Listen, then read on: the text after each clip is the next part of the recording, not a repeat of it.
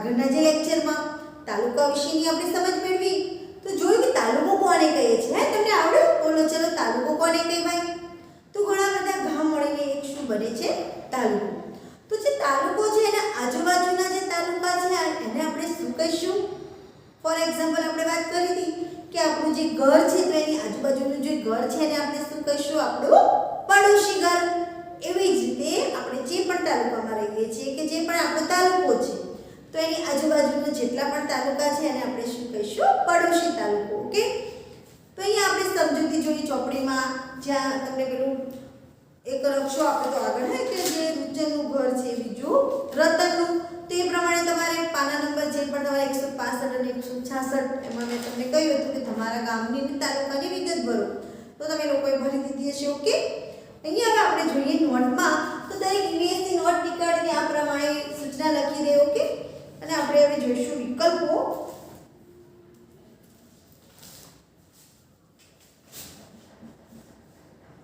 તો 1 મિનિટ સૂચના લખવાની છે. ડાયરેક્ટ નંબર મૂકી દીધો છે. ઓકે.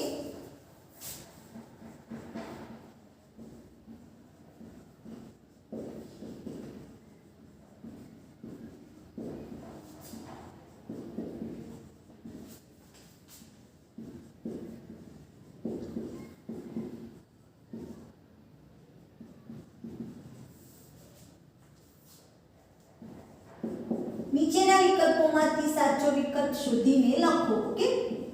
તો એમાં નંબર 1 છે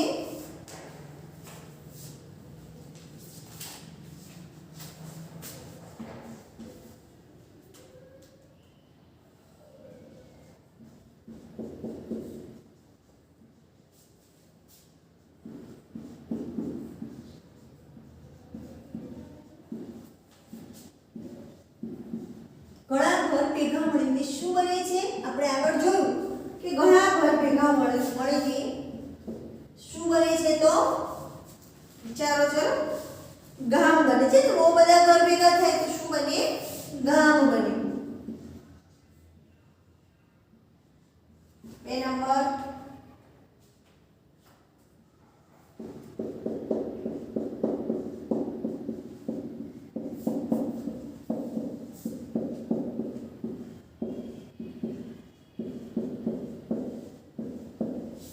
ઘણા ગામ ભેગા મળીને શું બને છે? જેમ કે ઘર ભેગા મળીને ગામ બને છે તો ગામ ભેગા મળીને શું બને છે? તાલુકો. ઓકે.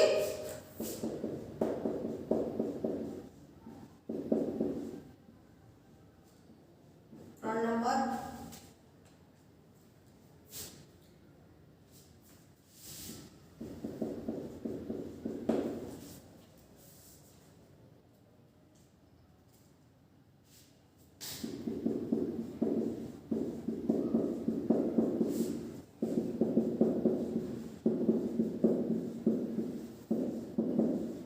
આપણે ચોપડીમાં જોયું કે જે રતનનો તાલુકો છે એની આપણે વાત કરી. તો એના જિલ્લાનું નામ શું છે? તો આપણે ચોપડીમાં વચ્ચે આપેલું છે ને કે રતનના તાલુકાના જિલ્લાનું નામ શું છે?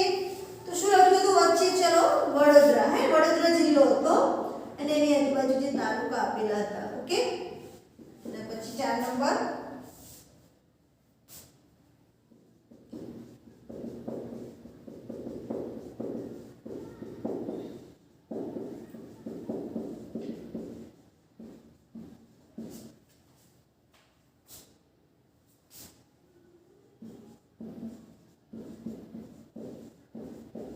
કેટલાક તાલુકાઓના સમૂહથી શું બને છે? તો જિલ્લો બને છે. આપણે આગળ જ જોયું કે ઘર ભેગા મળીને શું બને છે? ગામ. ગામ ભેગા મળીને શું બને છે? તાલુકો. તો તાલુકાઓના સમૂહથી શું બને છે? જિલ્લો. ઓકે. આટલું લખી દો. સારા અક્ષરે લખો દરેક. આપણો આ પાઠ છે ખૂબ જ નાનો એવો ટૂંકો એવો છે. ફક્ત આપણને સમજ હોવી જોઈએ. બરોબર છે? તમને નવું છે એટલે એવું લાગે કે આ શું છે? તાલુકો. પરંતુ આની આપણને ખબર હોવી જોઈએ કે તાલુકો શું છે.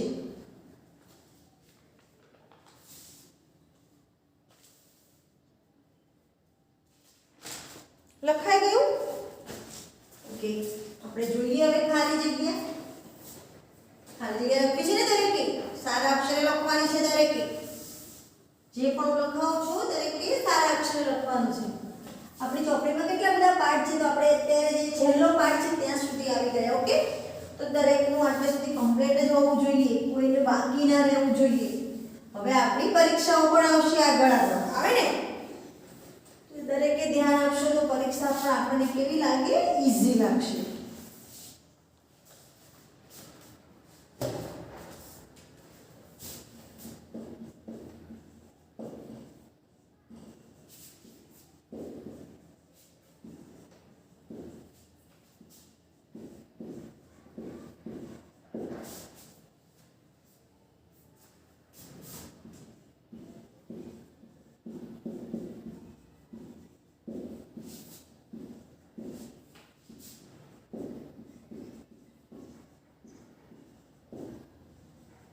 યોગ્ય શબ્દ વડે નીચેના દરેક વિધાનની ખાલી જગ્યા પૂરો.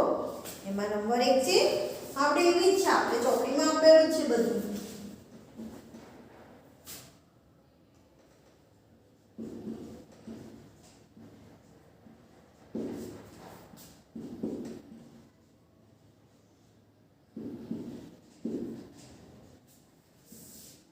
રુચિરના ગામનું નામ ખાલી જગ્યા છે. આપણે જે ચોપડીમાં પહેલા જ પેજ ઉપર આપેલું હતું, રુચિરના ગામની વિગતો જોઈએ આપણે. તો કયું હતું, ચલો યાદ કરો. હા, જયપુર, હે ને? યાદ છે ને તમને દરેકને? તો રુચિરના ગામનું નામ જયપુર છે. એ જ રીતે 2 નંબર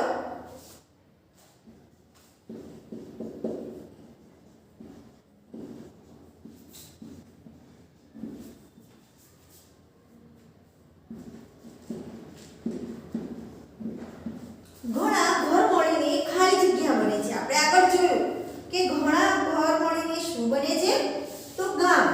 ઓકે, એક ઘર છે, બે ઘર છે, એવા કેટલાય ઘર ભેગા થાય એટલે કે ઘર મળીને શું બને છે, ગામ બને છે.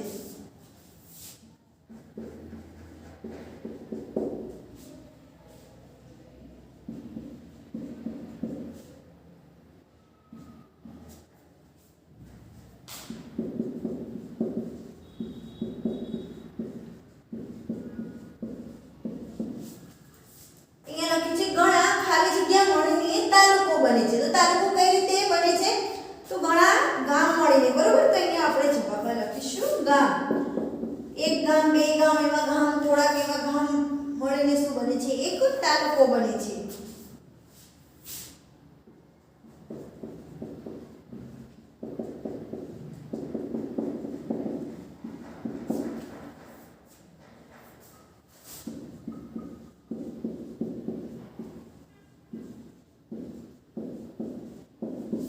કેટલાક તાલુકા મળીને ખાલી જગ્યા બને છે. તો કેટલાક એટલે કે અમુક 1 2 3 એવા કે જે પ્રમાણેના હોય તાલુકા મળીને શું થાય છે, જિલ્લો બને છે. આપણો પાઠ એકદમ સિમ્પલ અને સહેલો છે. અહીંયા જોઈએ કે ઘણા ઘર મળીને ગામ બને છે, તો ઘણા ગામ મળીને તાલુકો બને છે. એ રીતે કેટલાક તાલુકા મળીને શું બને છે, જિલ્લો બને છે. હવે અહીંયા જ્યાં લાસ્ટ ખાલી જગ્યા છે તમારે જાતે કરવાની છે.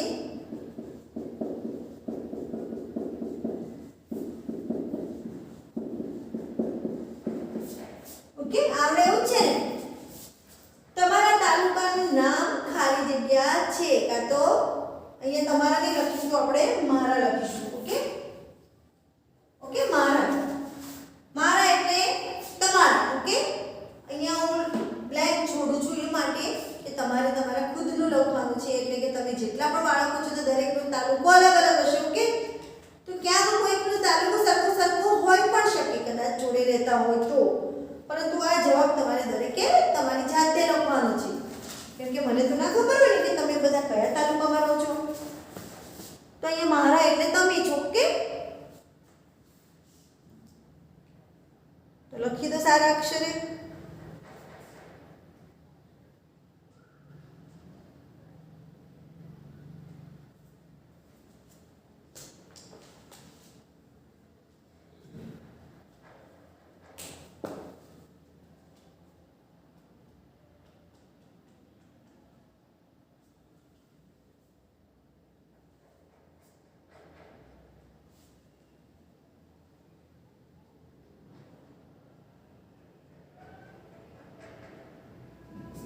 સારું, ચલો લખાઈ ગયું દરેકનું. હું આને લૂછું છું કે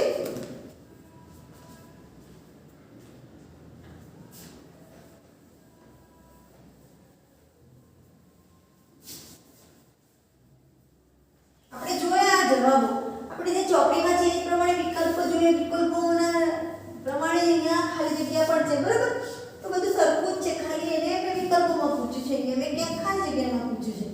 તો એક જ વસ્તુ વારંવાર થઈ રહી છે, હે ને? તો તમને આવડે એવું જ છે. આવડે કે નહીં? આપણને એટલી સામાન્ય એટલું બાબત ખબર પડી જવી જોઈએ કે ગામ કઈ રીતે બને છે, તાલુકો કઈ રીતે બને છે અને જિલ્લો. અહીંયા આપણે તાલુકાની વાત કરી અને ગામની. પણ આપણો જે પાઠ છે એ તાલુકો છે, તો આપણે તાલુકા વિશે વધારે જાણીશું. કે હવે આપણે લખીશું ખરા ખોટા. દરેકે પૂર્ણ વાક્યોમાં એટલે કે પૂરા વાક્યોમાં સૂચના લખવાની છે.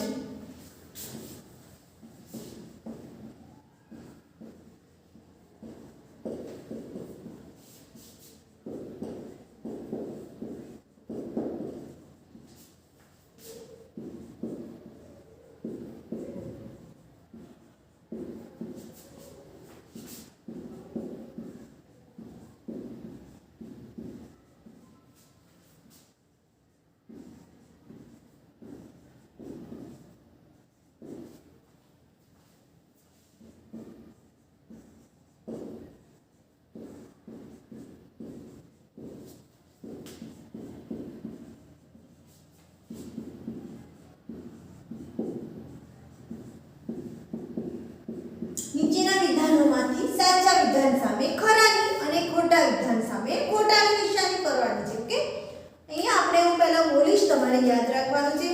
અહીંયા આગળ જે પ્રમાણે પૂછ્યું છે એ પ્રમાણે અહીંયા પણ છે, બરાબર? એટલે લખાવું છે એ પ્રમાણે.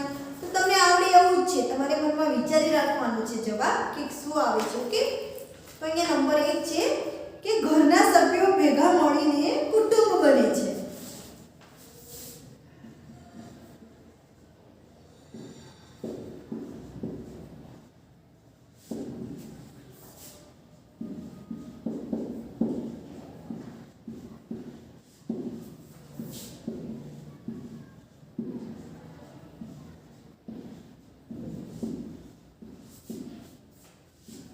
વિચારે જવાબ કે જે ઘરના સભ્યો ભેગા મળીને શું બને છે? કુટુંબ બને છે. તો વિધાન કેવું આવે? સાચું આવે કે ખોટું આવે? સાચું આવે. આપણે ઘરના જેમ કે તમે જુઓ, તમારા મમ્મી પપ્પા છે, દાદા દાદી છે, બીજા કેટલાય કુટુંબના જેમ કે કાકા કાકી છે, બરાબર? એમના પણ છોકરાઓ, તો બધા ભેગા થઈને શું બને છે? કુટુંબ બને છે. ઓકે, તો વિધાન કેવું છે? સાચું આવે. ત્યારબાદ છે 2 નંબર કે તાલુકો ઘણા બધા ઘર ભેગા મળીને બને છે. વિચારી રાખો કે જે તાલુકો બનવા માટે ઘણા બધા ઘરની જરૂર પડે છે, એમ કહેવા માંગે છે. તો તાલુકો ઘણા બધા ઘર ભેગા મળીને બને છે.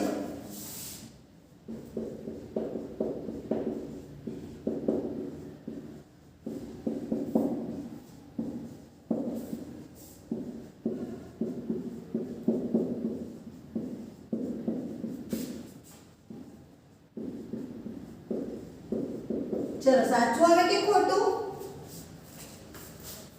તાલુકો ઘણા બધા ઘર ભેગા મળીને બને છે. આપણે આગળ જોયું કે ઘણા બધા ઘર ભેગા મળીને ગામ બને છે અને ઘણા બધા ગામ ભેગા મળીને શું બને છે? તાલુકો. અહીંયા તો ઘર લખ્યું છે, તો વિધાન કેવું આવે છે? ખોટું આવે. ખોટું આવે ને? વિધાન કેવું છે? ખોટું છે. હવે એના પછી છે 3 નંબર કેટલાક તાલુકા મળીને જિલ્લો બને છે.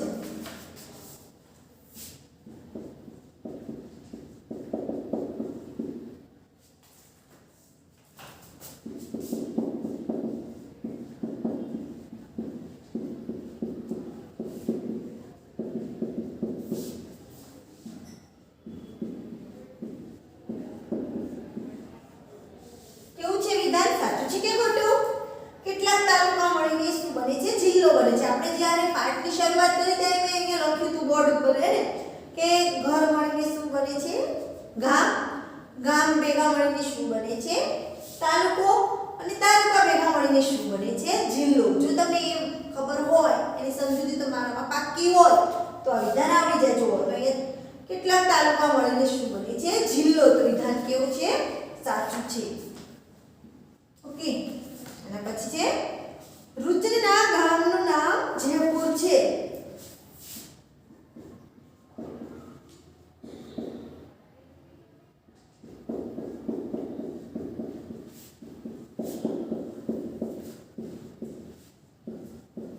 તો આપણે ચોપડીમાં આપેલું છે બરાબર કે રૂચરનું ગામ આપેલું છે વચ્ચે વચ, તો એનું નામ શું હતું? જયપુર હતું. તો વિધાન કેવું છે?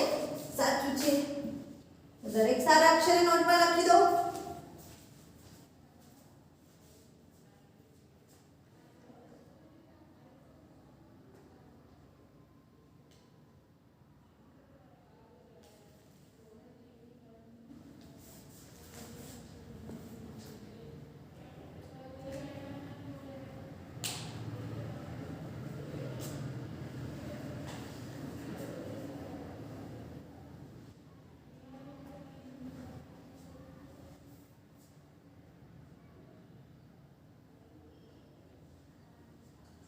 ચલો લખાઈ ગયું દરેકનું?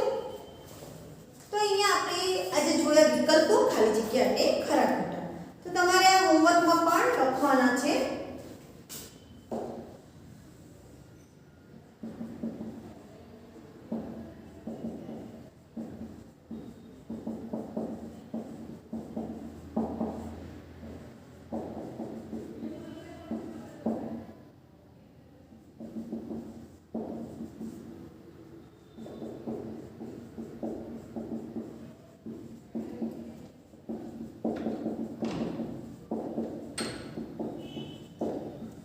જે વિકલ્પો લખાવે છે તે ખાલી જગ્યા લખાવી છે તે હોમવર્કની નોટમાં શું લખવાનું છે તૈયાર કરવાના અને લખવાનું પણ છે.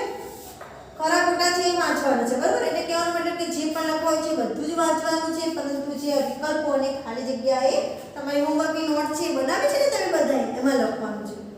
તો આટલે સુધી દરેકનું કમ્પ્લીટ હોવું જોઈએ, અક્ષર પણ કેવા હોવા જોઈએ? સારા. તો અહીંયા જે આપણો પાઠ છે મારો તાલુકો, એમાં તમને એટલી ખબર હોવી જોઈએ કે તાલુકો કોને કહેવાય. તો ઘણા બધા ગામ મળીને શું બને છે? એક તાલુકો બને છે. ઓકે, તો આપણું પાઠનું નામ જ છે મારો તાલુકો. તો દરેકને ખબર પડી જ ગઈ હશે કે મારો તાલુકો એટલે કયો તાલુકો. તો દરેકના ગામ એટલે કે દરેકનો તાલુકો છે એનું નામ અલગ અલગ હશે. ઓકે, ક્યાંક કોઈકનો તાલુકો સરખો પણ હોય, કદાચ જોડે રહેતા હોય એ પ્રમાણે. ઓકે, આજુબાજુ ગામમાં રહેતા હોય તો, પરંતુ દરેકના ગામ અલગ હશે. ઓકે ને? તો દરેકે વિગતો મેળવી લીધી છે. ગામ કયું છે, ગામની આજુબાજુ કયા ગામ છે, તાલુકો કયો છે, ગામ તાલુકાની આજુબાજુ કયા તાલુકા છે. ઓકે, તો દરેક આટલે સુધી કમ્પ્લીટ હોવું જોઈએ. આટલે સુધી નોટમાં પણ લખેલું હોવું જોઈએ. ઓકે, તો લખી કાઢો બાળ મિત્રો.